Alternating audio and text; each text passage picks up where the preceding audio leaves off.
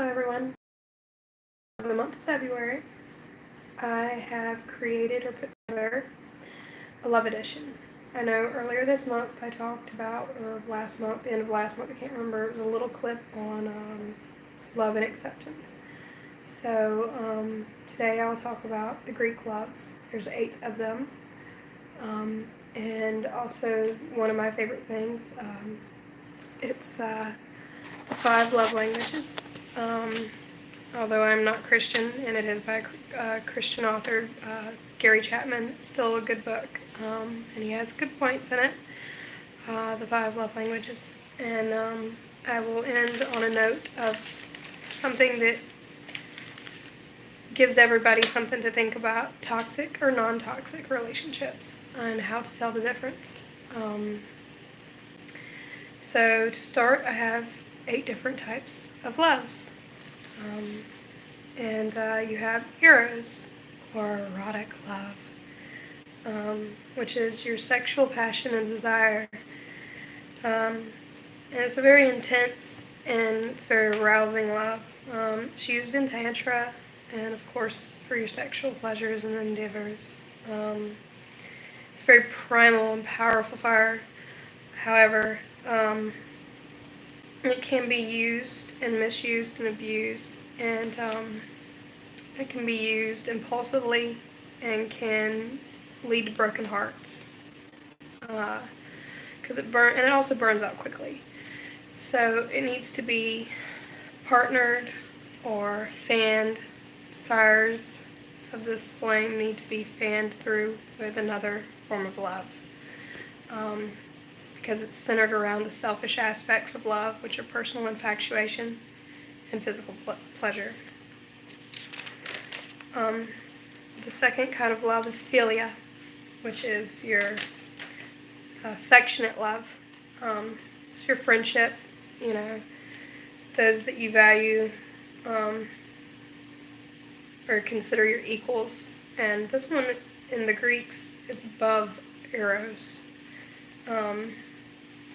And then for your third, you have your storge, which is your familiar love. Your familiar love is your family love, your kinship. It's a natural form of affection. It's what's shared between parents and child, and from a child to, their parents. Can also be found among those who are childhood friends, and that they grow up together, and they become adult friends, later on in life. It's a powerful form of love, according to the Greeks. However, it can become an obstacle, especially with your friends and your family when they don't align or support your journey with your spiritual walk and path. Ludus, which is playful love. It's got a bit of eros or erotic love in it, but it's much more than that. It's affectionate between two lovers. It's the early stages. Everyone's been in that stage when you first fall in love with someone. The affection that you share with them, the flirting, your heart flutters, tummy butterflies, the feeling of euphoria.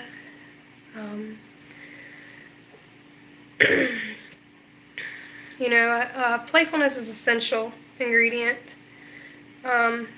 It's often lost in long-term relationships, which is why I always tell people in long-term relationships to try to keep that playfulness, that love that you have for one another, that childlike innocence, to keep the love alive and interesting and exciting. Now here's an interesting form of love: mania. Obsessive love. Have you ever obsessed about somebody? This is a love that leads the partner into a type of madness and obsessiveness. According to the Greeks, it's an imbalance between ludus and eros, or erotic love. To experience this means that they like they have poor self-esteem. They have to somehow find their own value, and they suffer from this mania. The person wants to be loved and to love and to find that self-value of theirs. They become possessive and jealous lover. They need their partner.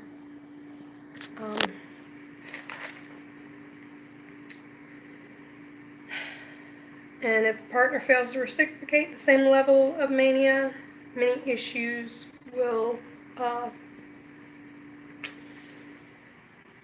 rise and prevail. Often leads to codependency. Number 6 on the Greek loves. And kind of reading this from notes, I took like studies and things. That's why you're hearing me flip through pages. I may also get some of the pronunciations wrong. I hope I pronunciate them right. I try my best. Pragma is number 6. Enduring love. Love that has aged, matured, and developed over time. It's my favorite.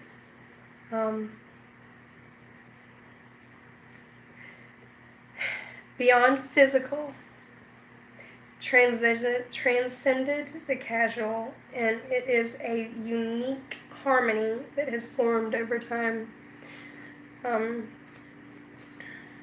Pragma is mostly found in married couples who've been together a while, or in friendships that have endured for a while. Pragma is not easily found, unfortunately. We spend so much time and energy trying to find love, and so little time in yearning or finding it, figuring out how to maintain it. For me, that's why I put so much on, if someone wants to be in a relationship with me, I say, well, we'll give it a year, and that's one of the reasons why, because I always say, if you can put up with my shit for a year, then we got something good going on. Anyhow, unlike other types of love, pragma is the result effort of both sides. Both sides. Not one, both sides. It is a love between people who have learned to make compromises, have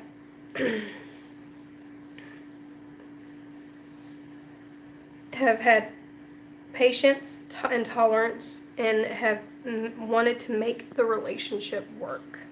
And that is pragma. Oh, here's the one that really twists my tongue.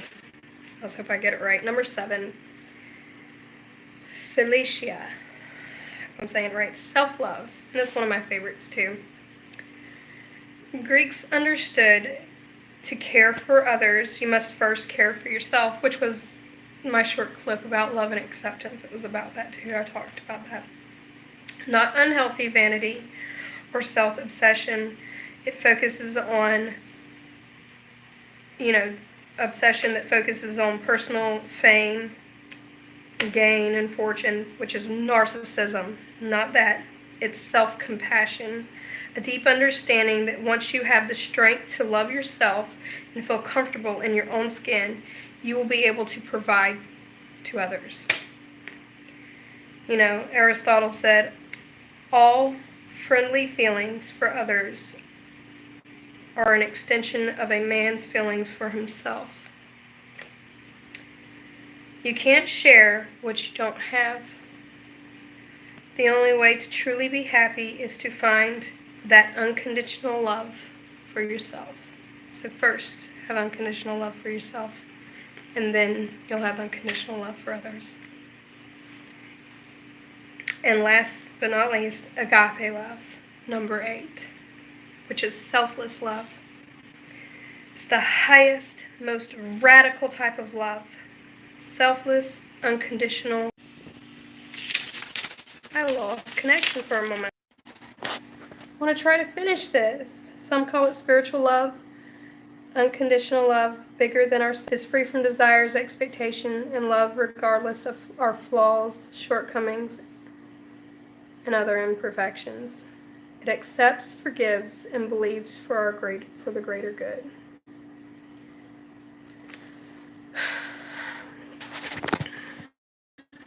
And on to the next part of this video. Forgive the connection that was broken. I don't know why that happened. Hope it didn't overlap. But 5 Love Languages by Gary Chapman. It's going to be real short. Acts of service, which are like rubbing someone's feet, doing the dishes, paying for someone to wash a car, words of affirmation, you're beautiful, that looks good on you, I love you, good morning. Receiving gifts is, like anniversary gifts, giving them roses, giving them a card even. Physical touch does not necessarily mean sex, however, sex is in that. It also means a hug. It means comfort when, they want cuddles or a neck rub, head rub. Heck, even to hold a hand while you're walking. Quality time.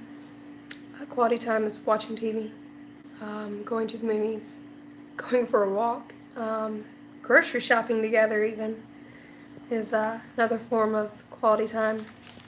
But you have your primary love languages, and then you have, you can speak in all of them. But for me, mine is physical touch and acts of service. I always tie in those two, and it makes a lot of sense. But, just check it out. It's worth checking out.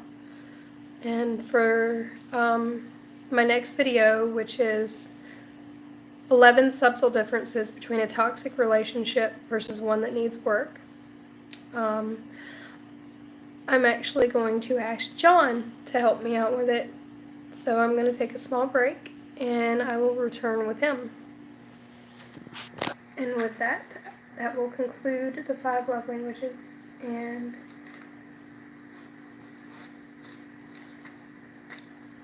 the 8 Greek loves.